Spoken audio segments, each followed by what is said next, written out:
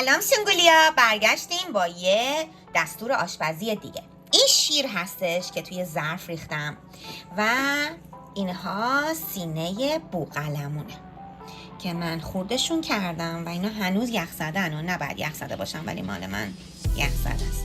میخوام بذارمشون داخل شیر به این صورت.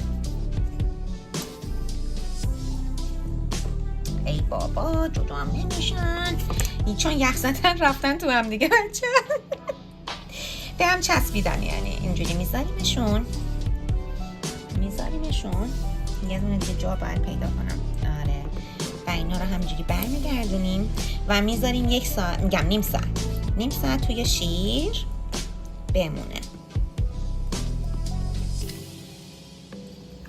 چون من پریودم بچه ها، به خاطر همین از این برمون بهتره.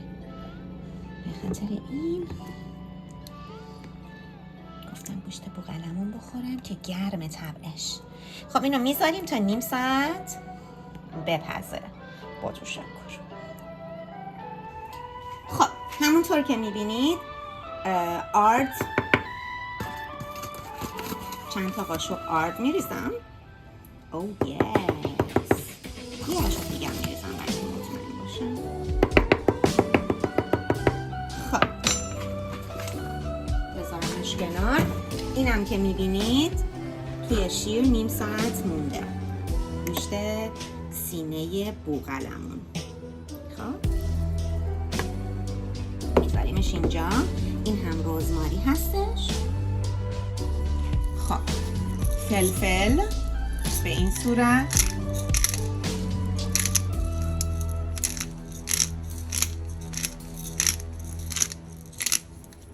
فلفل سیاه می‌ریزیم قشنگ.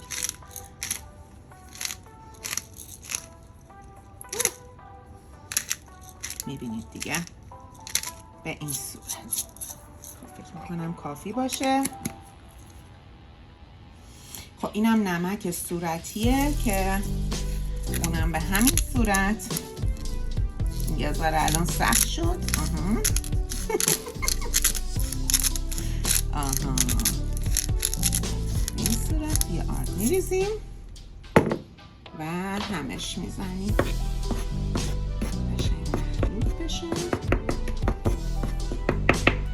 به این صورت. و این گوشتای بوقلمون رو دونه دونه به این صورت قشنگ آرمالیش میکنیم. بله همینجوری ادامه میدیم. اوشت پاشید رو، پاشید رو، ریخ رو زمین تو سرش، خیلی بیشوره. به این صورت همه رو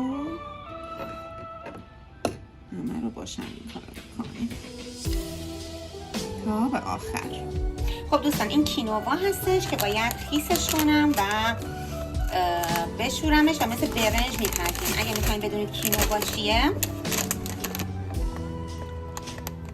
وایت کینوا به این صورت نوشته میشه که تو ایران هم هست. خیلی سالم و مغذیه و دارای فیبر و پروتئین هستش. بسیار عالی هست. به این صورت قشنگ میشوریش با توریه، از این توریای حالت الک میکنن باهاش. اون رو قشنگ میشوری، آب میریزی، حالت کته دمش میکنی. با تو شکر.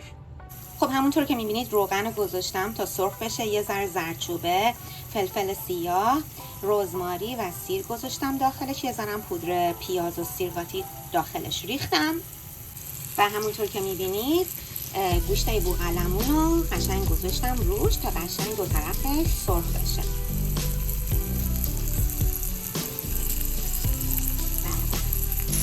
خب همونطور که میبینید دارم برش میگردونم. این چقدر خوشمزه شد.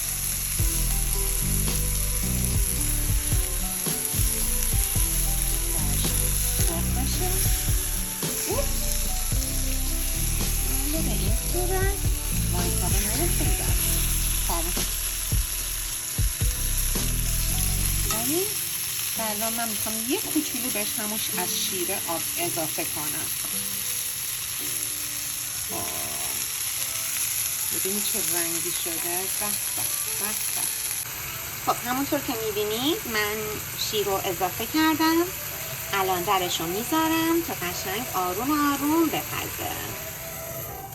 متشکرم. زیرش هم کم میکنم. عالی. خب غذای ما دیگه تقریبا آماده است، ولی کینوا هنوز آماده نشده. اشکال نداره، من گشنمه فعلا همین اینو میخورم یه مقداریشو. خب آردم داره و خوبه دیگه. سالادم درست میکنم و کنار سالاد میخورم. با تشکر. به نظرتون چطور شده؟ تو کامنت ها به من بگید که دوست داشتید، به نظرتون خوب شده، ظاهرش خوبه. مطمئنا خوب طعمش خیلی عالی خواهد بود، ولی بهتون میگم طعمشم. بچه‌ها قیافم خیلی به هم ریخته است. داشتم آشپزی میکردم، گفتم یه تیکش رو قشنگ امتحان کنم.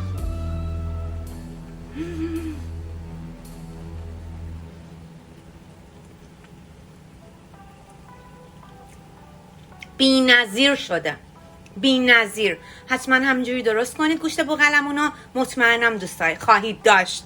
با تشکر. یادم رفت بهتون بگم اگه خوشتون اومد لایک، کامنت، شیر فراموش نشه. با تشکر.